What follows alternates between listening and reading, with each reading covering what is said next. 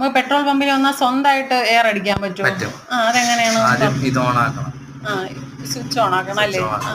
എന്നിട്ട് പിന്നെ അത് ഓണായി വരുമ്പോ ബാക്ക് 36 കിടക്കണം. അപ്പൊ ഓൾറെഡി 36 കിടക്കുമല്ലേ? അത് ബാക്ക് വീലിൽ അടിക്കാം. പിന്നെ ഫ്രണ്ട് 26.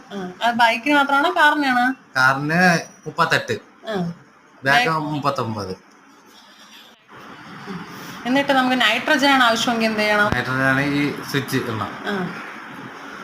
സ്വിച്ച് ഓൺ ചെയ്തിട്ട് ഈ സ്വിച്ച് അതും കൂടെ ഓൺ ആക്കണം.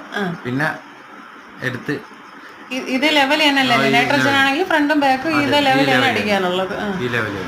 എന്നിട്ട് നമുക്ക് ഓസ് വെച്ചിട്ട് ചെയ്യാൻ പറ്റും. ഇനി ആരെങ്കിലും ഒന്ന് വെയിറ്റ് ചെയ്ത് നിൽക്കേണ്ടതുണ്ടോ? ഇത്ര സിമ്പിൾ ആയിരുന്നല്ലേ?